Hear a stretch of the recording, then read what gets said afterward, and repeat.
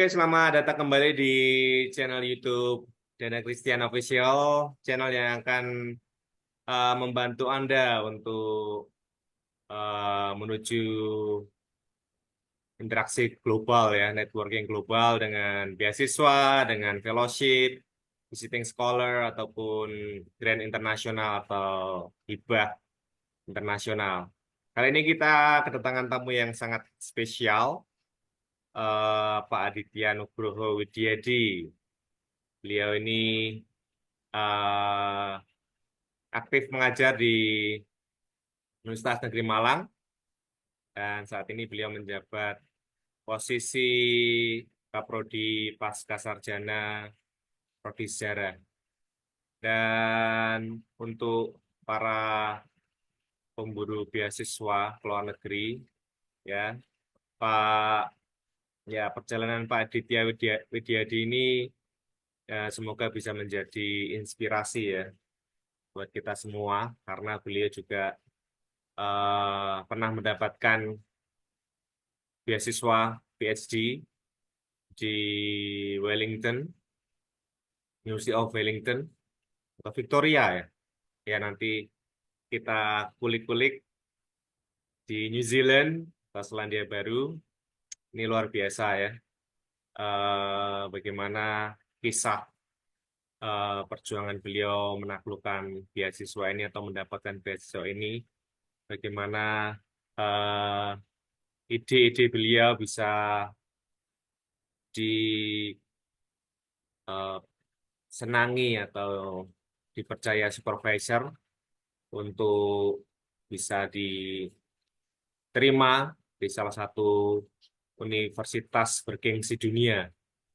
Jadi kita akan simak kisahnya, bagaimana tips-tipsnya bisa meyakinkan calon promotor, bisa meyakinkan calon supervisor dengan email, dengan eh, proposal beliau yang dia buat, dengan ide-ide bagaimana seni meyakinkan supervisor itu yang penting untuk calon awardee ya yang sekarang sedang berjuang untuk meraih kesuksesan melalui jalur beasiswa luar negeri ini. Oke, selamat eh, bertemu kembali Pak Aditya. Senang sekali bisa berbagi ilmu ya. Dulu Siap, karena saya ketemu dari rambutnya panjang ya, sekarang ini dapat PhD. ya yang belum bisa saya lakukan ya ketika saya di luar negeri juga rambut saya tidak bisa panjang ya seperti Pak Aditya dulu saya lihat di Facebooknya itu panjang ya.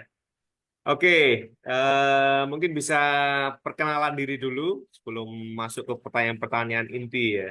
Pertanyaan singkat dan siapa Anda supaya pemirsa lebih mengenal lebih dekat. Silakan, Baik, Pak. terima kasih Pak Dana. Perkenalkan, nama saya Aditya dan saat ini saya sebagai salah satu tenaga pengajar di Departemen Sejarah Universitas Negeri Malang atau UM. Perlu diketahui bahwa di UM kami punya program studi S1, S2, sama S3 di bidang pendidikan sejarah, sementara di S1 ada juga ilmu sejarah atau sejarah gitu aja ya. Dan kebetulan saat ini saya diamanai sebagai Korprodi di Pasca, di S2 sama SD S3. Gitu Pak Dana. Ya, seringkali saya tahu ya, kalau pandangan umum kayak apa pendidikan sejarah itu kayak dipandang sebelah mata gitu ya. Wah,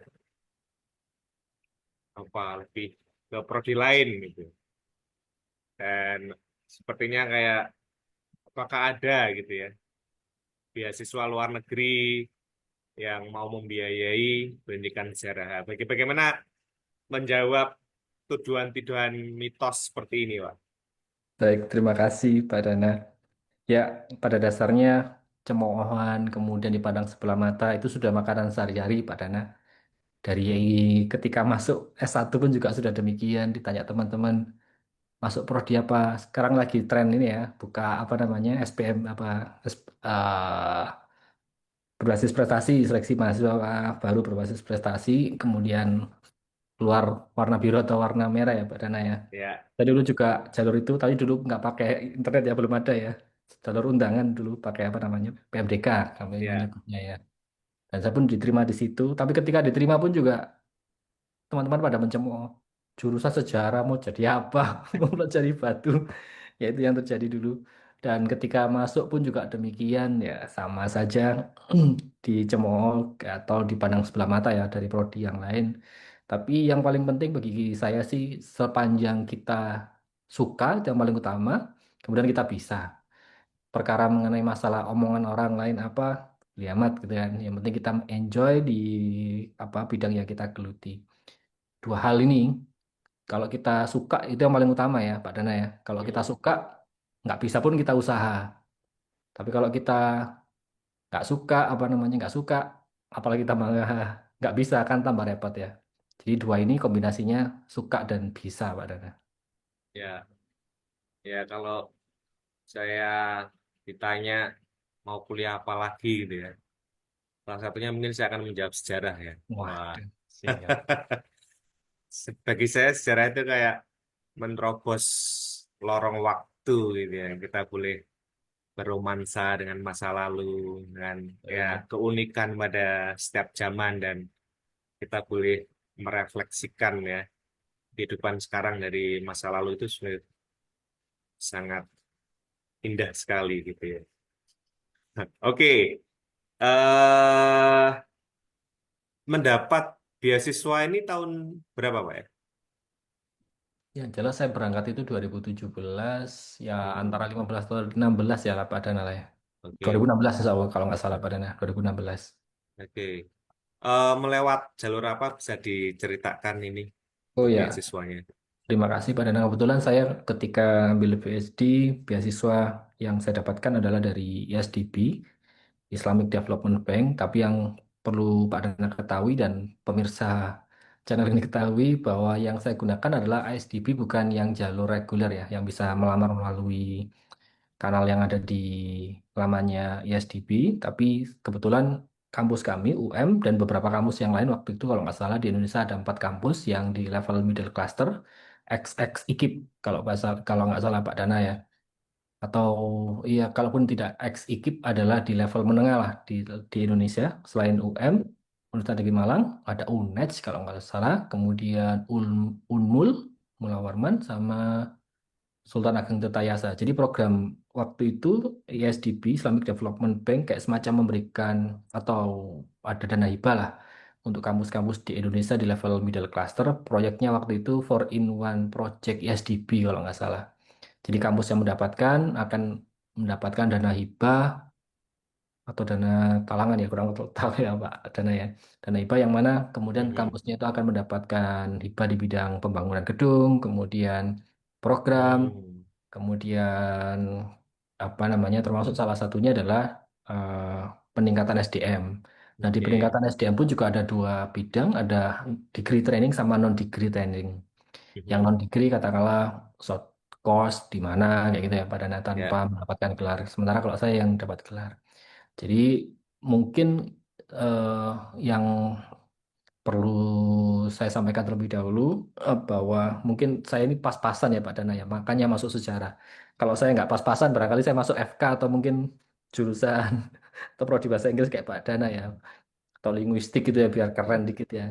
Tapi kebetulan saya orangnya pas-pasan ya, mampunya di sejarah, tapi karena itu memang saya suka.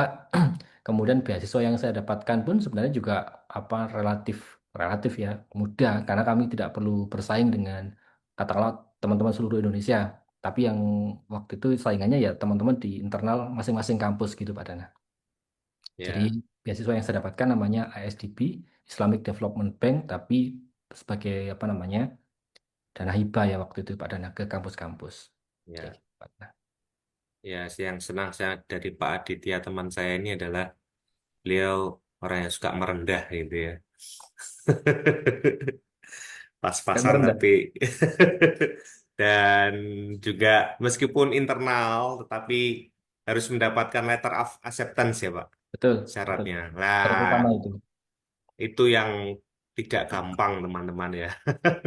Ya. Terus untuk mungkin Pak Ditya ada info kalau yang jalur reguler itu apakah ada tiap tahun atau Kalau saya cek barusan sih terakhir ada ya kayaknya Pak Dana, bahkan sekarang lagi proses kayak semacam oke, menunggu pengumuman ya. Jadi mungkin ada, tiap tahun ya? sepertinya seperti itu. Tapi tentu karena kalau misalnya reguler ya kita sebut saja reguler, ya berarti saingannya lebih besar kayaknya seperti itu ya, lebih banyak maksud Oke. saya. Itu khusus Indonesia atau terbuka untuk khusus saingan reguler semua dibuka seluruh dunia atau khusus saringan di Indonesia? Nah, sepertinya sih seluruh Dunia Indonesia, ya, oh seluruh dunia Indonesia. deh kayaknya. Nah, Apa jadi kan untuk negara-negara Muslim terutama ya Pak Dana ya oke, kan Islamic Development Bank. oke. Ya, jadi teman-teman pejuang beasiswa ini salah satu alternatif kalau eh, gagal di LPDP, gagal di AS, di ED, Erasmus Mundus, ini salah teman-teman Muslim ya bisa melirik beasiswa ini. Silakan dicek nanti di webnya. Tapi yang perlu Mhm. teman-teman ketahui juga Pak Dana bahwa meskipun ini Islamic Development Bank bukan berarti kemudian yang menerima harus Muslim, enggak gitu kayaknya. Oh, gitu ya. Non Muslim Wah, pun bisa, tapi untuk negara-negara Muslim sepertinya seperti itu Pak Dana. oke. Karena beberapa teman saya ya, yang Mhm. katakanlah dapat beasiswa SDB, ya nggak melihat dari latar belakang agama, enggak. Oh, iya, iya. Wah, luar biasa sekali ya. Jadi terbuka untuk umum ya, Ya, Pak ya. tapi di Wah, negara-negara yang Muslim kayaknya seperti itu ya. Pak Dana. Berarti Indonesia anu ya, Termasuk negara juga. terbesar Muslim di dunia. Ya, ini Ya. kabar luar biasa ini. Bisa diakses di teman-teman yang mungkin jalur-jalur lain tertutup, ini bisa diakses. Oke, Pak.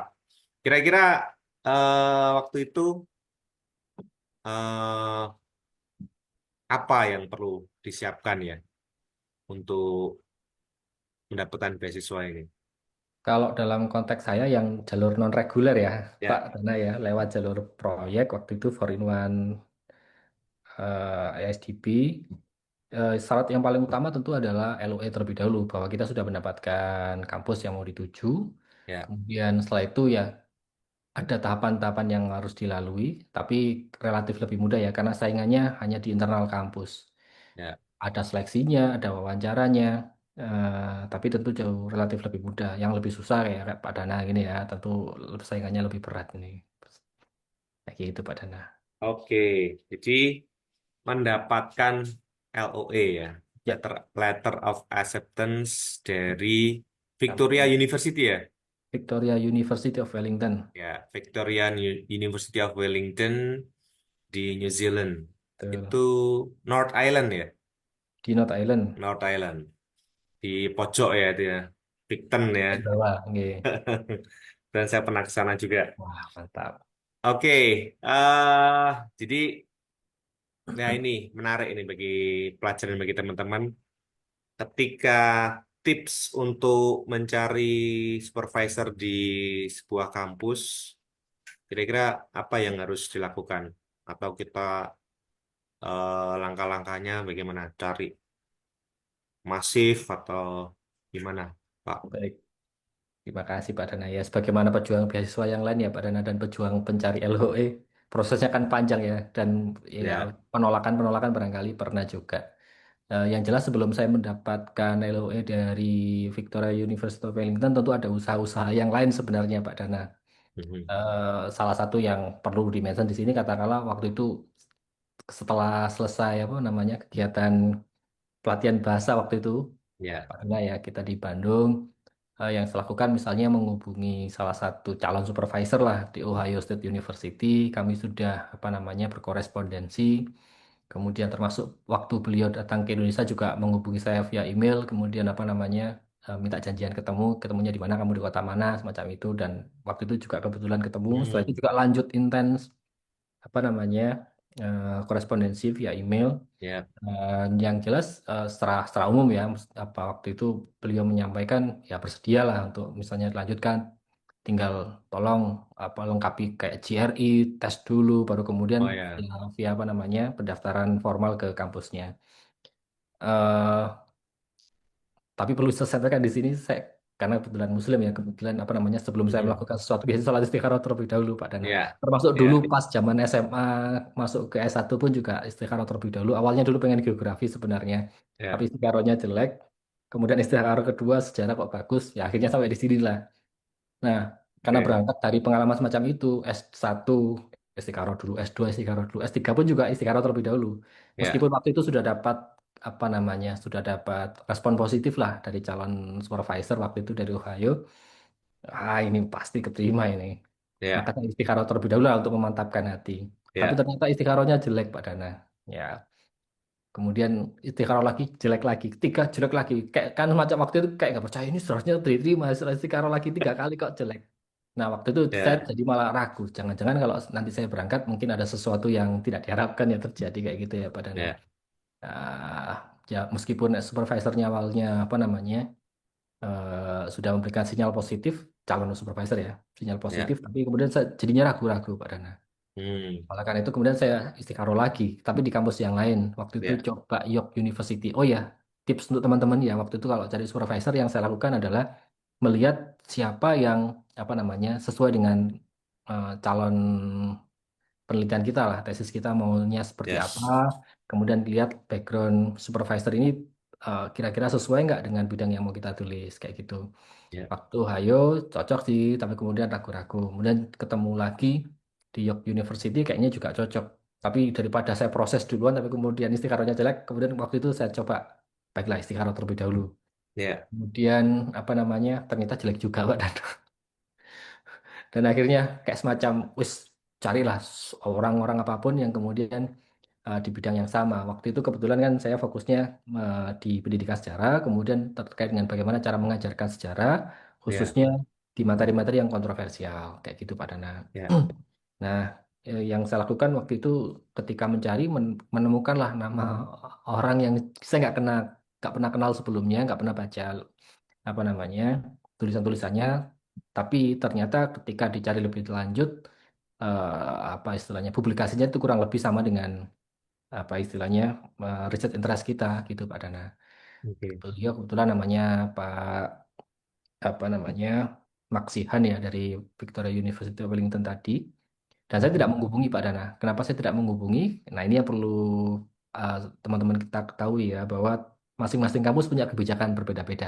Ya, Nah kebetulan di zaman saya di Victoria University of Wellington itu kita tidak perlu melamar supervisornya. oke. Tapi kita melamar ke kampusnya terlebih dahulu, kemudian di apa di prosedur pelamaran itu ya via sistem waktu itu Oke. diminta apa namanya mengusulkan kira-kira supervisor siapa yang hendak kamu lamar kayak gitu loh, yang sesuai dengan bidang kita. Jadi saya submit proposalnya, kemudian juga mencantumkan siapa supervisor yang diajukan kayak gitu Pak Dana. Tentu yang saya ajukan Hmm, tadi Maksihan kayak gitu. Jadi saya sama sekali tidak menghubungi supervisor saya ketika mendaftar di oke, Victoria University of Wellington seperti itu. oke. Dan beberapa tahun berikutnya sekitar 2 tahun setelah saya kuliah, waktu itu ada juga teman kolega ya di kampus saya juga mencoba untuk melamar di Victoria eh, dengan proses yang sama, tapi ternyata ditolak. Dan jawaban penolakannya adalah salah satunya adalah kami punya apa namanya orang yang di Mhm. bidang yang kamu usulkan, Ya, tapi yang bersangkutan sekarang apa namanya bimbingannya terlalu banyak dan itulah salah satu faktor yang kami menolak kamu untuk studi di sini kayak gitu. oke, oke. Ini ke seluruh dunia ya, Pak Adit. Hmm. Maksudnya gimana ke seluruh dunia? Maksudnya kalau yang jalur reguler itu boleh milih kemana saja ya beasiswa ini. Atau waktu Pak Adit khusus New I- Zealand atau ke seluruh dunia boleh.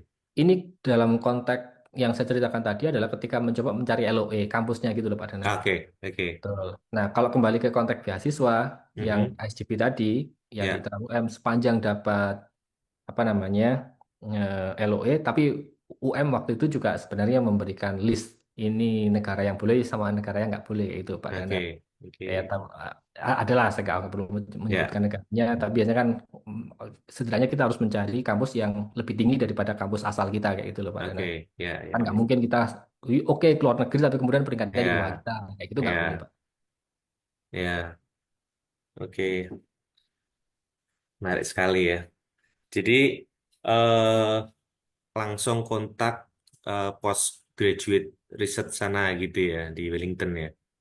Bukan kontak, tapi kemudian langsung Email, apa namanya memasukkan lamaran. Jadi kayak semacam lamaran. ada sistemnya dan dalam 1 tahun itu 3 kali tahapan apa Oke, namanya tahapan seleksi.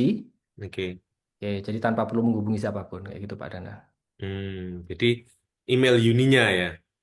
Tidak email juga, Terus lewat lewat sistem melamar gitu Pak Dana kayak gitu. linknya gitu ya. Ya kayak jalur apa ya, ya jalur pendaftarannya gitu loh Pak Dana. Dalam 3 tahun itu 3 kali. Oke, Pengumumannya 3 kali, tapi kapanpun kita bisa melakukannya kan mereka sistemnya trimester ya Pak Dana ya. ya, Katakanlah Januari sampai April, kita oke, katakanlah memasukkan proposal kita di April, Pak, di oke, Januari, tapi pengumumannya nanti di April keterima atau tidaknya. Nah, kemudian antara April oke. sama September, kemudian antara September hingga Desember kayak gitu.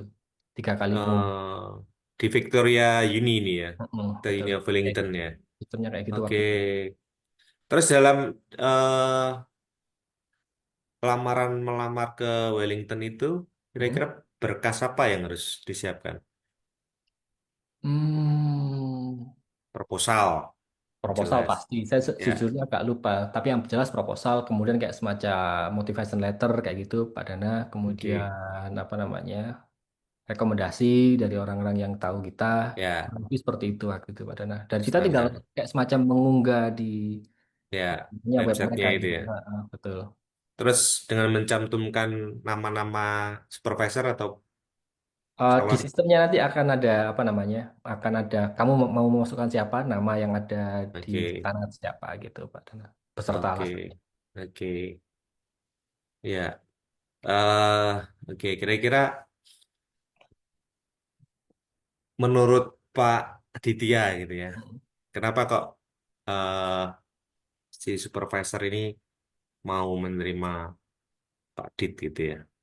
Ya, Apa yang menjadi poin plus baik di ya, sisi mungkin dari sisi supervisor dulu ya. ya. Satu sih berangkat dari pengalaman tadi teman Mhm. apa namanya ditolak ya. Salah satunya adalah meskipun bidangnya sesuai, tapi kemudian kalau dia punya banyak mahasiswa ya pasti menolak Pak Dana ya. Oke, Tapi kalau dalam konteks saya barangkali satu ya tentu proposal yang saya ajukan berarti sesuai dengan bidang keahlian beliau. Yang ya. kedua tentu berarti beliau masih punya slot untuk apa namanya membimbing mahasiswa kurang lebih kayak gitu mungkin ya Pak Dana ya. Mhm. Eh, Dengan terus Tapi yang paling utama tentu kesesuaian dengan apa namanya proposal yang kita ajukan dengan bidang keahlian supervisor yang kita lamar sih Pak Dana. ya, Meskipun ya, kita nggak menghubungi secara langsung ya dalam konteks saya ya.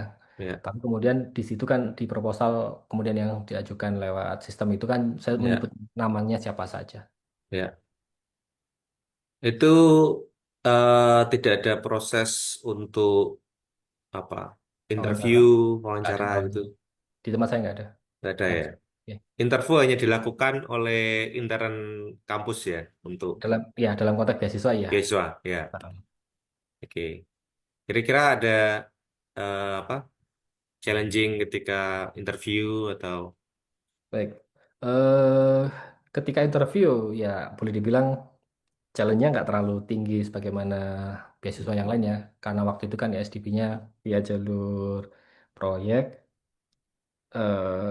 sehingga saingannya pun juga teman-teman sendiri dalam satu kampus Mhm. yang sudah punya LOE dan yang memudahkan adalah yang melamar pun yang mau wawancarai pun juga kita kenal gitu Pak Dana ya Ya, jadi nggak terlalu canggung kemudian sudah tahu seperti apa orangnya sehingga ya nggak tegang ya apa ya. lebih rileks kemudian kita bisa menyampaikan mengapa kita melamar beasiswa ini kayak gitu ya kurang lebih pertanyaannya ya pasti sama ya apa alasannya kayak gitu ya apa Mhm. motivasinya kayak semacam itu Pak Dana.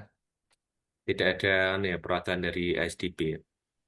Perwakilan dari SDP langsung tidak ada. Jadi perwakilan ISDB itu diwakili oleh ya PIC yang bertanggung jawab di masing-masing kampus gitu Pak Dana. Ya.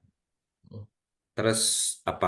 Kira-kira eh, dalam seni meyakinkan meskipun itu intern ya, tapi mungkin bisa dijelaskan motivasi Jus- atau Ya, kenapa. justru yang paling yang saya ingat ya, justru ditanya terlebih dahulu peringkatnya kampusnya berapa kayak gitu. Oke, Ya karena tadi ya salah satu ya, faktornya adalah kita nggak boleh melamar di kampus yang justru peringkatnya lebih rendah dibanding kampus asal kita. Ya, Maka yaitu saya jelaskan peringkatnya berapa. Kemudian yang paling penting juga sepertinya karena ini proyek ya Pak Dana ya. ya. Jadi Mhm. pihak yang mewawancara itu kayak semacam sudah tahu pagunya berapa. Oke. Jadi kita nggak mungkin melamar di apa namanya kampus yang kemudian justru biaya pendidikannya jauh lebih tinggi daripada anggaran yang mereka punya kayak gitu kan nggak Oke. mungkin. Jadi gitu Pak Dana, selain apa background check terkait dengan kampusnya apa, kemudian berikutnya adalah terkait dengan berapa apa namanya tuition fee-nya berapa per tahunnya, kemudian termasuk biaya hidupnya estimasinya berapa, itu kita harus riset terlebih dahulu Pak Dana untuk meyakinkan bahwa Hmm. anggaran ini cukup, anggaran Oke. ini cukup. eh dan hal yang lain sih barangkali lebih ke arah meyakinkan apa namanya pewawancara itu bahwa kita bisa menyelesaikannya dalam waktu tahun anggaran. Jadi kan lagi-lagi kan faktor anggaran juga. Selain ada Ya, apa jumlah anggarannya sekian, kemudian mereka kan juga di deadline bahwa ya. beasiswa ini hanya berlaku untuk 3 tahun, Pak Dana. Oke. Setelah 3 tahun waktu itu informasinya ya nggak, meskipun belum selesai ya nggak dapat panjangan kayak gitu, Pak Dana. Wis. Jadi kan harus meyakinkan saya bisa kok selesai dalam waktu 3 tahun, harus menyampaikan seperti Wih. itu. Meskipun dalam prosesnya ternyata meskipun kalau terlambat apa lebih dari 36 bulan, ternyata teman-teman juga masih ada yang dapat apa namanya beasiswa sih sampai Oke. 4 tahun. Tapi ya justru enaknya waktu itu kayak gitu pada apa namanya, karena Ya. dibilangnya adalah beasiswa ini hanya untuk 3 tahun dan tidak ada perpanjangan, maka kuliahnya pun juga fokus jadinya padanya harus selesai dalam waktu 3 tahun. Saya nggak mungkin membiayai diri sendiri di tahun Ya, berikutnya kayak gitu harus kan. benar-benar fight ya. Betul. Ya Tapi itulah pertimbangannya. pas 3 tahun kah? Saya submitnya 36 bulan persis. Wes, luar biasa ini ya. PSG saya 4,5 ya. Empat Oh, luar setengah biasa juga submit. ya itu. Maraton kan. Karena karena beasiswanya maksimal 4,5 ya. Wah itu. Nah, ya itu kan justru itu kan juga apa pikiran kita ya Pak Dana ya. Ya, Oh juga nanti masih ada waktu. ya. Sayang dong kalau nggak dipakai gitu kan Pak Dana ya. Kira-kira seperti itu. Itu tapi bukan era COVID ya, Pak ya? Berangkat belum. Saya berangkat 2017. Di sana, waktu di sana Mm-mm. ya. Tapi ketika menjelang tahun terakhir ya waktu itu ya, saya berangkat kan September sehingga harus pulang di Agustus. Eh, Ya, Berangkatnya September 2017, harus lapor selesai adalah Agustus 2020. Nah, COVID ya, kan waktu itu dimulainya Maret lah kurang lebih ya. ya, Tapi alhamdulillahnya di sana ya ada sih, tapi nggak seheboh yang di sini ya. ya, Mungkin kalau dulu baca berita justru New Zealand yang paling aman. Ada ya. Perdana Menteri Jacinda waktu itu. Ya, karena saya juga di tengah-tengah penelitian tuh COVID ya. Wajar lah Hmm. kalau Hmm. molor gitu ya. Oh ya, Harus Mas. harus ganti Betul. strategi ya. Betul. Ini Pak, ya Pak Adit, biasanya kan ditanya motivation letter untuk uninya gitu ya. Mungkin ada tips-tips tertentu, biasanya milih kenapa Victoria, University of Wellington. Ya, meskipun saya nggak tahu sebelumnya Victoria University of Wellington seperti apa, kemudian bagaimana harus membuat proposal dan termasuk motivation letter. Salah satu Hmm. hal yang saya lakukan dan diuntungkan waktu itu adalah saya juga punya kolega ya di prodi yang lain di Fakultas Sastra waktu itu Sastra Inggris Pak Dana, Mhm. Mbak Ani Nunuk Wuliani, entah Pak Dana kenal atau tidak. Belum, Eh, belum. ya Mbak Nunuk, sekarang Prof Nunuk ya. Ah, Hmm. itu alumni Newcastle. Oh ya S2-nya ya. Ya, ya. Apa namanya? Beliau waktu itu kan juga baru lulus dari situ dari Ya, Wellington. Maka yang saya lakukan adalah ya ngangsu kaweru terlebih dahulu. ya, Beliau seperti apa, kemudian juga saya dikasih tips-tips terkait dengan apa ya, namanya, bagaimana cara menulis proposal dan ya, bagaimana menulis motivation letter. Jadi ya ya, saya berutang budi kepada Prof Nunuk nih, Mbak Ani Nunuk ya. Mulyani. Kemudian saya juga berutang budi ini ke Pak Profesor Yazid Bustami. Oh, ya, ya, ya. di sastra Inggris juga kan waktu itu. Oke. Karena saya tahu bahwa bahasa Inggris saya berantakan, makanya yang saya lakukan, Pak tolong dong di apa namanya, diperiksa proposal saya. Ya, ya beliau memperbaiki grammar dan seterusnya. Ya saya diuntungkan di situ Pak Dana. Ya, Jadi apa namanya, meskipun terkadang ya kita tuh kan berusaha untuk sebaik mungkin dalam menulis apapun, motivasi ya, letter, proposal, tapi kan tentu pasti ada kesalahan-kesalahan. Dan kesalahan itu baru bisa ditemukan ketika dibaca oleh orang lain. ya, Nah, itu tips yang bisa saya sampaikan ke rekan-rekan sekalian. Ya, sebaiknya juga ada semacam apa namanya reviewer ya terhadap ya, proposal atau motivation letter kita sebelum kita submit ke ya, ya. kampus atau pemberi beasiswa. Kayak gitu, Oh Pak. ya. Oh, Bu Nunung Suryati bukan ya? Ani Nunuk Oh, Surya. bukan, bukan. Kalau Bu Nunung Suryati itu kaprodi pendidikan bahasa Inggris sepertinya. Pasca. Sepertinya Ani Nunuk Wuliani, Pak Dana. Oh, ya, bukan Bukan. berarti. Bukan. Nunuk. Oke. eh Kira-kira masih ingat nggak, Pak? Apa motivation letternya, isinya kira-kira? Sejujurnya saya lupa, Pak Dana. Sekilas Ah, mungkin. sekilas. Tapi Kenapa yang Wellington? betul. eh yang paling banyak saya apa namanya saya Mhm. sampaikan adalah terkait dengan apa ke arah pembimbing saya bahwa saya yakin pembimbing saya Oke, ini paling cocok untuk apa ya, namanya membimbing saya kayak gitu ya, kan. Nah, kesesuaian ya, risetnya kayak gitu Pak Dana. ya. Berarti eh ini ya, para pemburu beasiswa yang by research S2 maupun S3 harus rajin-rajin ya ke website Uni, kemudian cari profil profesor, Hmm, kemudian dibaca hmm, eh, karya-karya beliau pas nggak dengan research interest kita, project kita, hmm. kira-kira begitu ya. Oke. Oke, sekarang kita akan membedah gitu ya. Waduh, eh Karya fenomenal, wah tesis atau disertasi dari ya, Pak Adit ini, dan saya yakin ini eh apa istilahnya, BTB ya, bukan tesis biasa, saya yakin ya, karena ya sampai profesor dari Wellington yang sudah diakui dan bidang sejarah juga Pak ya, ya pendidikan sejarah. bidang sejarah. Nih apa kira-kira apa yang menarik dan bagaimana proses awal gitu ya, mungkin apakah dari berangkat dari keresahan atau dari inquiry, rasa ingin tahu, itu membangunnya dari mana Pak untuk teman-teman yang mungkin belum mempunyai gambaran proposal. Oke, baik. Sebenarnya kan ada dua cara ya Pak Dana ya. Ya. Yang paling saya sarankan sih adalah kita membangun research interest kita itu apa, kita mau membangun branding sebagai apa. Mm-mm. Kemudian setelah itu kita harus banyak publikasi di bidang itu terlebih dahulu, minat kita apa. Nah, barulah kemudian mencari supervisor yang kemudian kira-kira cocok dengan kita. Ya. Atau bisa juga, misalnya nih, yang penting sekolah, kemudian terserah lah kita apa, nanti meskipun kita udah bangun pet sendiri, tapi kemudian ternyata petnya profesor berbeda. Ya Ya. kita menyesuaikan aja, kan juga bisa modal semacam itu ya Pak Dana. Ya. Tapi Oke. kalau saya alhamdulillah ketemu ya antara pet saya dengan pet supervisor. Hmm. Kemudian eh, apa namanya yang paling menarik kebetulan sejak awal saya kan mencoba memposisikan diri bagaimana membangun strategi pembelajaran sejarah karena kita tahu ya Pak Dana ya bahwa sejarah Mhm. kan dianggap membosankan, Ya. kemudian tidak menarik dan seterusnya lah kita tahu sendiri dan pernah merasakannya. Maka saya memikirkan bagaimana caranya agar pembelajaran sejarah itu tidak semacam itu, Ya. terutama juga ketika mengkaji materi-materi yang kontroversial. Mhm. Ya, kita tahu ya secara pasti kontroversial. Nah, tapi gimana cara mengajarkan materi yang kontroversial tapi dengan cara yang menarik? Oke.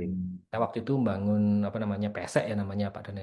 Strategi apa masalah pesek. Pesek itu PESEK pembelajaran sejarah emotif dan kontroversial. Karena Hmm. pembelajaran yang kontroversial biasanya juga menguras emosi kan gitu Pak Dana. Ya. Tapi dari pesek itu kemudian kira-kira strateginya apa? Nah, kemudian kebetulan saya menemukan apa namanya bahwa salah satu hal yang bisa dilakukan adalah dengan memanfaatkan sumber primer, primary sourcesnya, katakanlah Ya. dokumen, arsip. atau katakanlah dari surat kabar atau kesaksian langsung, kayak gitu Pak Dana. Sumber-sumber tertulis terutama ya, karena yang paling mudah diakses itu.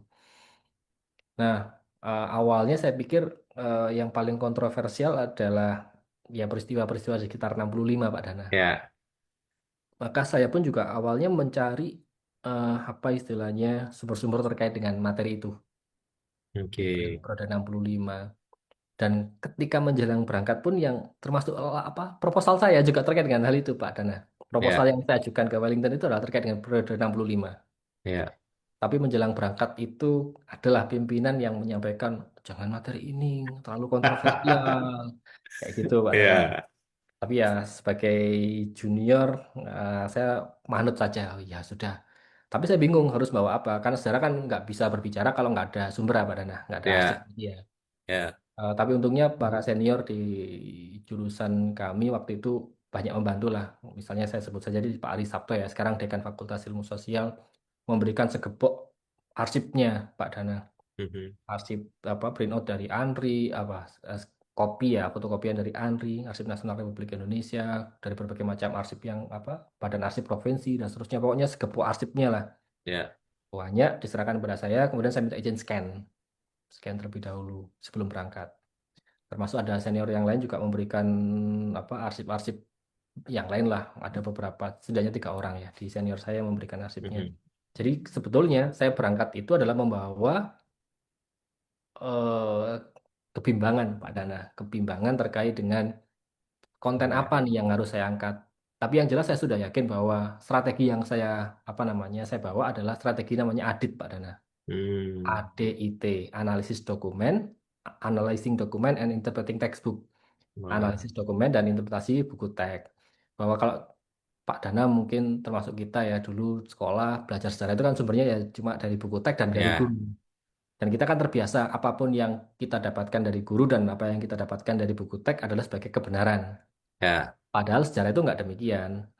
Apa yang ya, ditulis oleh buku teks itu hanya salah satu rekonstruksi dari sekian banyak kemungkinan-kemungkinan yang lain. ya. Dan kalau kita menggunakan apa namanya sumber primernya, kesaksian atau dokumen, arsip misalnya gitu Pak Dana, Mhm. terkadang menjelaskan informasi yang berbeda-beda. Ya, Nah, maka saya itu tadi yang saya tawarkan di tesis saya adalah strateginya adalah siswa nggak boleh baca buku teks terlebih dahulu.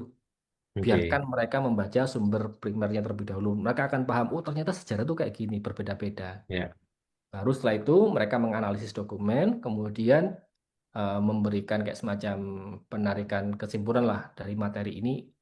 Ada harus ada central questionnya terlebih dahulu Pak Dana.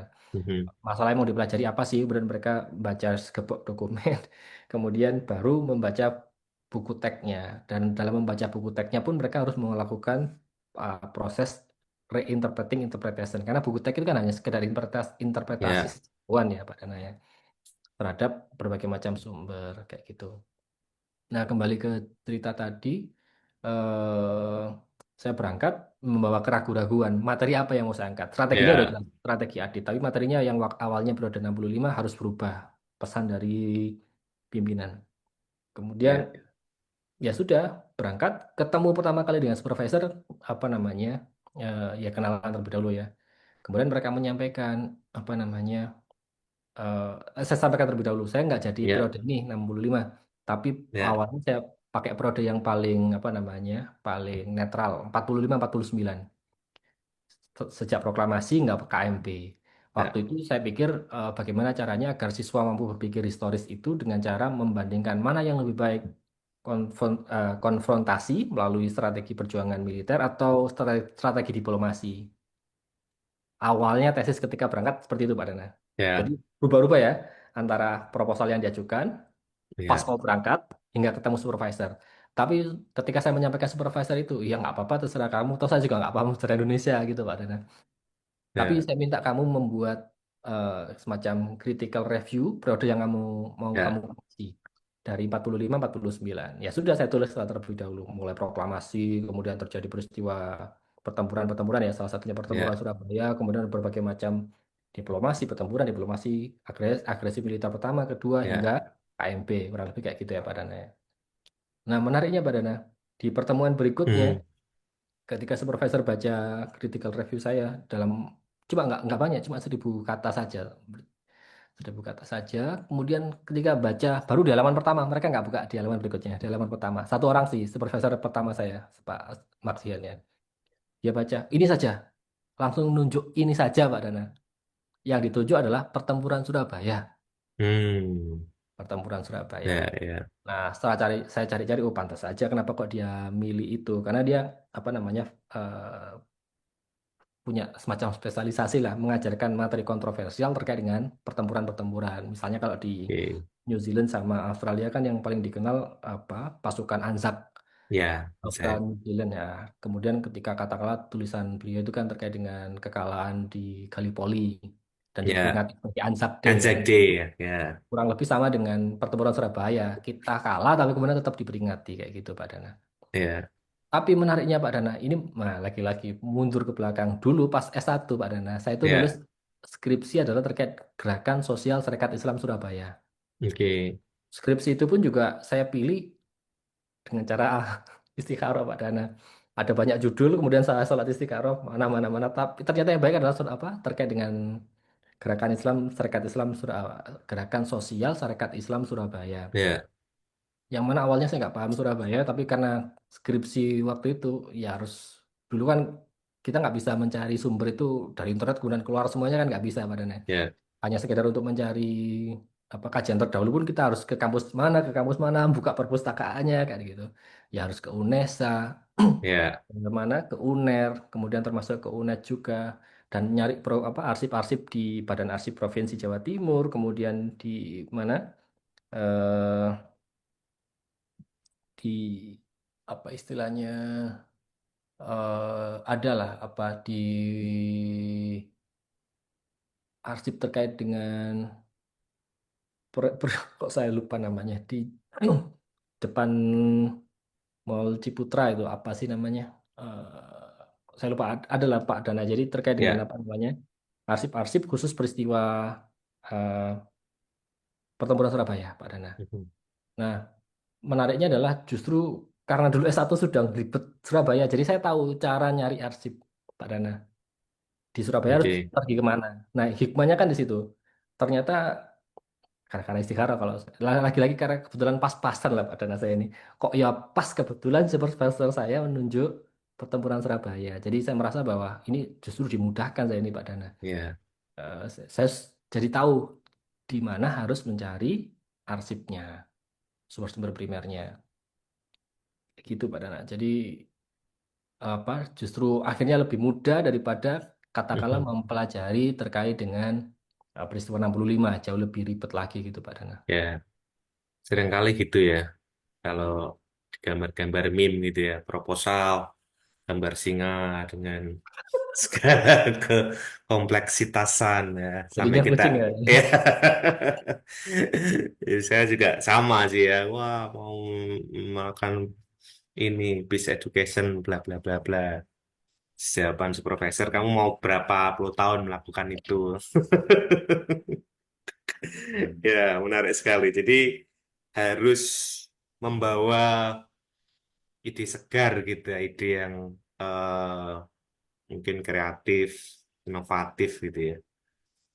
Eh, terus dari kalau menurut apa tips tipsnya Pak Adit itu ya, bagaimana menciptakan apa inovatif ini ya? Mungkin dari perspektif sejarah ini atau ya mungkin ada tips-tips untuk para pejuang beasiswa ini bagaimana menciptakan proposal yang unik. Hmm. Kalau saya merasa bahwa yang unik Mhm. dari saya meskipun bukan satu-satunya ya Ya, terkait dengan pemanfaatan sumber primer. Kalau oke. di luar Indonesia sih banyak sebenarnya. Saya bukan bukan pelopor ya Pak Dana. Saya juga ngikuti dari peneliti-peneliti yang lain ya. Ya, Katakanlah di Amerika itu ada Samuel Weinberg ya, pikir historis kayak gitu. Ya dia memanfaatkan sumber primer juga. Kemudian di Kanada juga ada Peter Sesas juga memanfaatkan dokumen. ya, Kemudian ya termasuk di New Zealand yang memanfaatkan dokumen ya apa namanya Maxian itu pembimbing ya, saya. Jadi itu yang apa namanya? menurut saya sih eh, Mhm. nilai lebih dari proposal yang saya ajukan. Jadi meskipun tadi ya kontennya berbeda, yang penting strateginya dianggap menarik tadi, akhirnya ya tetap aja boleh dilanjutkan gitu Pak Dana. Oke. Kemudian apa namanya, ini sesuatu yang berbeda. Katakanlah saya tidak hanya sekedar apa namanya, audit itu kan ada analisis dokumen dan interpretasi textbook. Maka buku teks nggak boleh langsung dibuang karena apa namanya di Indonesia kan buku teks Ya. kayak statusnya semi wajib ya Pak Dani, tetap harus digunakan. Tapi penggunaan buku teksnya itu bukan kita terima mentah-mentah, tapi siswa harus kritis terhadap apa yang di apa namanya dibaca. Katakanlah Oke. dalam konteks pertempuran Surabaya ya Pak Dana di tesis saya. Sebenarnya materinya cuma ada dua dan Pak Dana bisa mengulik itu di website yang juga saya kembangkan dari tesis saya namanya berpikirsejarah.com. Pak Dana bisa Hmm. dicari di situ ya. Ya. Kemudian apa namanya, di situ ada dua materi sebenarnya terkait dengan isi dan bendera, perobekan Oke. hotel, perobekan bendera merah putih biru menjadi merah putih di Hotel Yamato, Ya. sekarang Hotel Majapahit, dan peristiwa terkait dengan tewasnya Malabi, Jenderal Inggris, Brigadir Jenderal Malabi yang tewas pada 30 Oktober 1945. Nah, yang saya lakukan di tesis saya itu menggunakan mixed method intervention design, Mbak Dana. Jadi kayak kuantitatif sama kualitatif, tapi intinya adalah intervensi terlebih dahulu. Apa? Oke. eh, Uji pengaruh ya jadinya. Pengaruh metode, pengaruh strategi dengan memanfaatkan sumber primer tadi. Tapi karena Ya. kita kesulitan untuk apa namanya mengakses sumber primer, kita kan susah kalau di Indonesia padahal harus pergi ke Ya. arsip kan kayak gitu ya. Berbeda dengan di Amerika misalnya, semua sumber primernya bisa diakses di Cipro Library of ya. Congress misalnya, bisa online semuanya. Tapi kalau di sini kan nggak bisa. Maka saya mengembangkan website tadi, Oke. berpikirsejarah.com. Arsipnya saya taruh di situ, kemudian siswa tadi mengakses dari situ, memecahkan masalah terkait dengan siapa pelaku perobekan bendera. Siapa Pak Dana? Oke. Ada nggak di buku teks Pak Dana? Oke. Iya, nggak ada Kan ya. nggak ada ya Pak Dana ya. Nah, tapi ternyata Pak Dana bisa cek nih, saya pilih apa namanya 10 kesaksian ya dari pelaku, dari mengaku sebagai pelaku, sebagai saksi mata maupun sekedar bystander ya, orang yang lewat saja tapi kemudian menyampaikan secara tertulis terkait dengan peristiwa itu. Ternyata kesaksiannya berbeda-beda, menyebut orang yang berbeda-beda. Hmm. Nah, kok bisa peristiwanya sama tapi dilaporkan secara berbeda-beda gitu Pak Dana. Ya. Ya.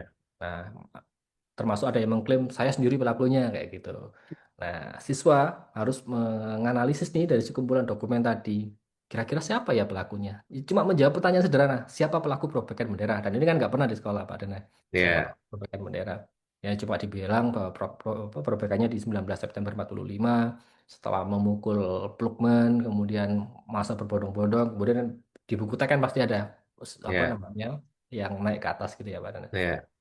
Nah, kalau dianalisis, caranya bagaimana? Ada tiga cara. Ini juga saya tiru dari Weinberg ya sebenarnya. Pertama adalah sourcing.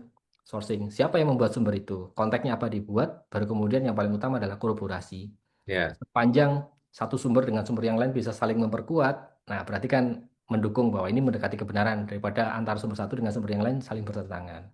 Ya. Nah, situ akan ketahuan siapa pelakunya. Salah satunya ya di salah apa di sumber primer yang saya sematkan di website berpikir sejarah tadi, Mbak Dana.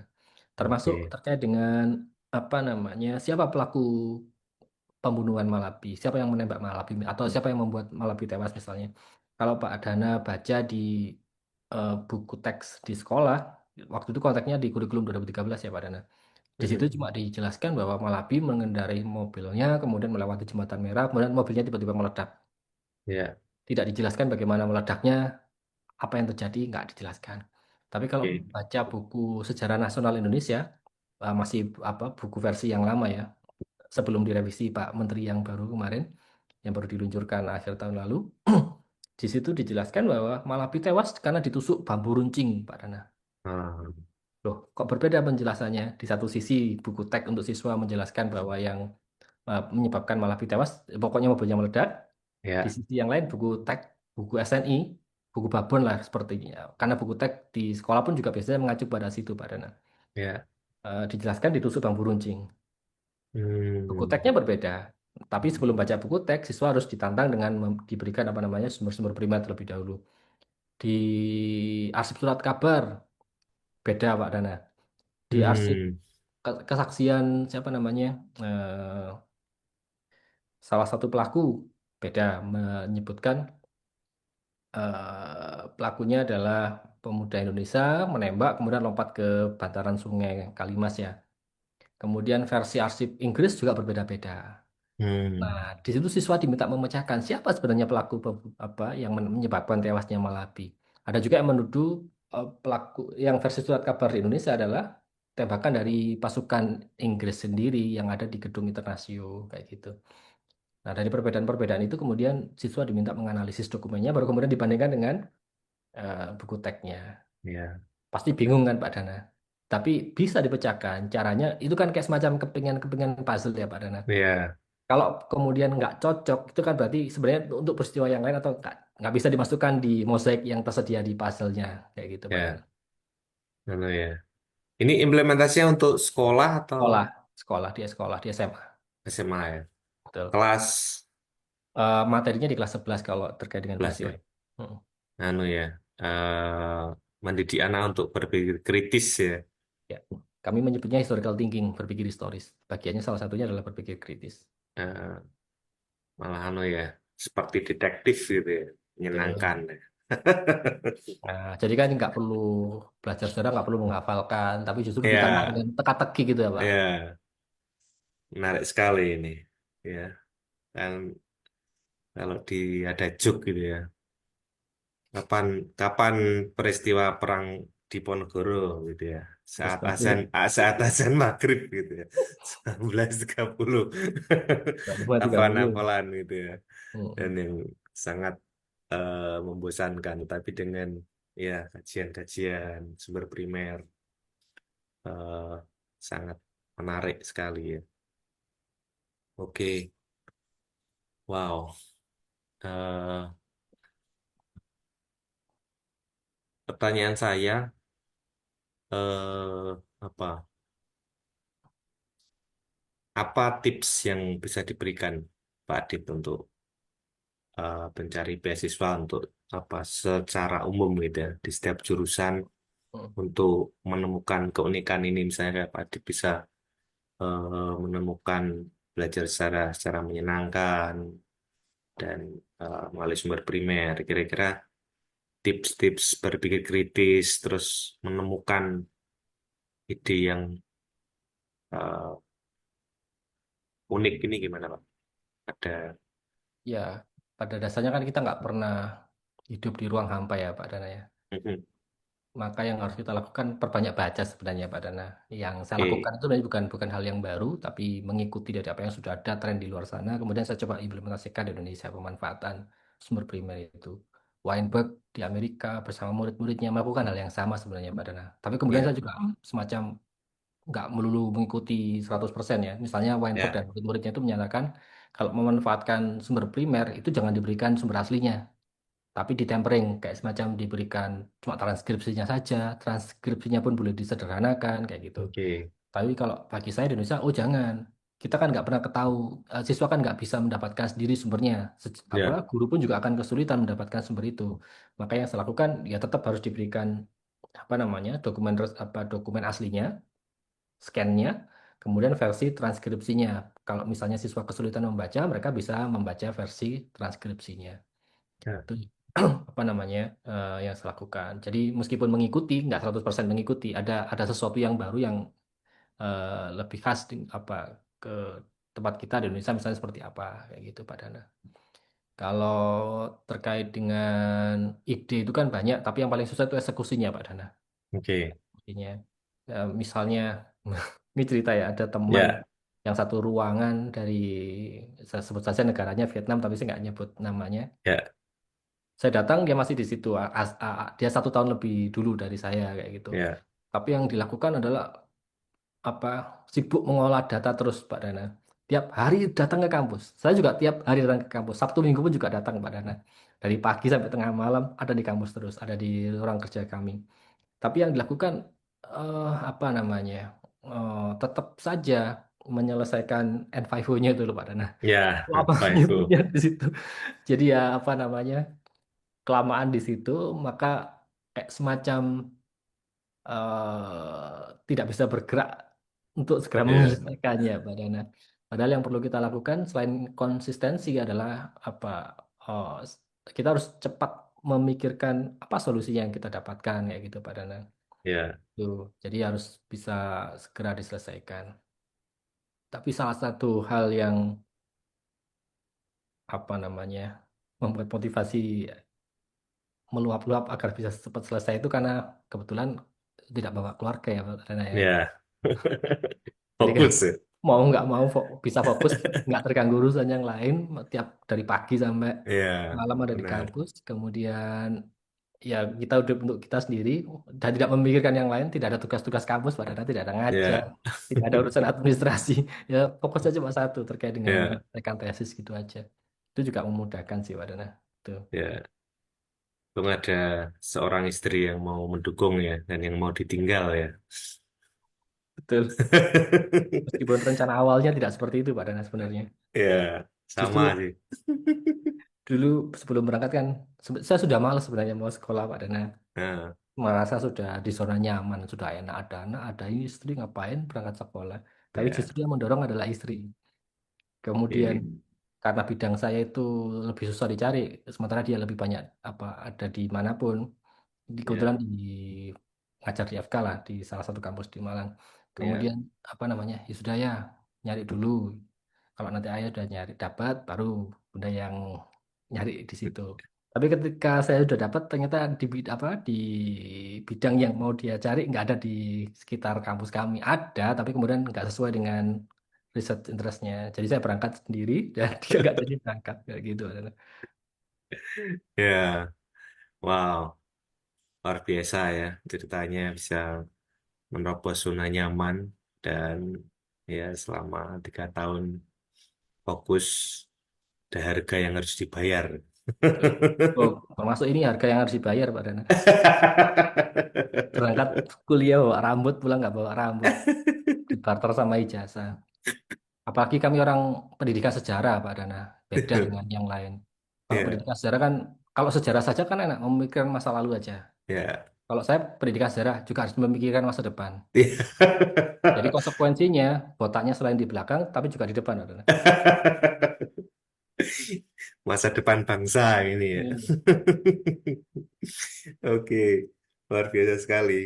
Ya, jadi teman-teman yang mau ambil PhD ini dipikirkan masak-masak ya. Siap nggak Siap kan? mengorbankan rambutnya? Ini saya juga sudah mulai. Oke, mungkin pertanyaan terakhir Pak Aditya. Ya, Adakah pesan-pesan? Karena kan pejuang beasiswa itu bukan masalah pintar saja ya, tapi juga mental, leadership. Mungkin ada pesan-pesan untuk para pemirsa yang ingin melanjutkan studi by riset maupun S2 maupun S3 di luar negeri. hmm, Tips-tipsnya Pak. resilient itu kalau menurut saya, Pak Dana. Selain Harus ya, tahan uji ya. tahan uji apapun. Cobaannya kan banyak ya Pak Dana ya. Cobaannya banyak. Baik, cobaan Ya, dari sisi keluarga. Waktu itu saya tinggal, ternyata istri ya, sakit. Itu pun juga ujian. Kemudian apa namanya? Di sana kan juga pasti tuntutan supervisor kan banyak. Itu pun juga ujian. ya, Eh, dana living cost sebenarnya cukup, tapi ngepas Pak Dana. Itu pun juga ya, ujian. Jadi harus bisa menghemat makan 2 kali sehari. Pagi ya, masak, kemudian separuh dibuat sarapan, separuh lagi dibuat makan malam. Saya nggak perlu makan siang. ya, Ya, itulah bagian dari apa namanya ya, ikhtiar ya, biar biasa ya, selesai gitu Pak Dana. Jadi harus resilient, harus tangguh. Apapun ya. kondisinya, dia harus siap gitu Pak Dana. Untuk ini teman-teman yang sedang berjuang Oh, mencari. dalam ya mencari Ayo.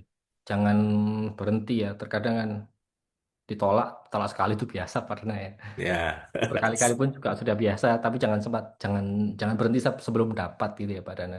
Dan ya kalau tips nggak rasional sih, tapi yang saya lakukan adalah salat istikharah ya bagi teman-teman yang oke muslim, salat istikharah dulu. Karena justru salat istikharah itu kayak semacam kita kan nggak tahu, maka kita meminta petunjuk kepada Yang Maha Kuasa kira-kira ini cocok apa tidak.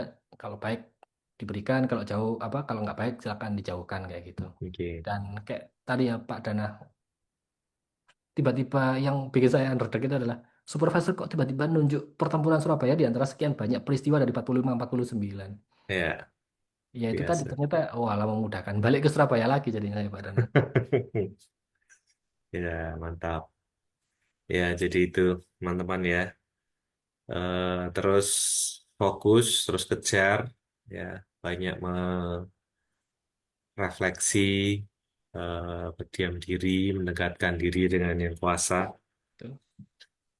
ya karena dengan ketenangan, ya dengan batin yang tenang, kita akan ya sensor apa bawah sadar kita ya lebih Hmm, fokus untuk hmm, mencari betul. eh, jalan yang tepat dan semoga teman-teman juga dimudahkan dan Hmm, cerita inspiratif kali ini ya bagaimana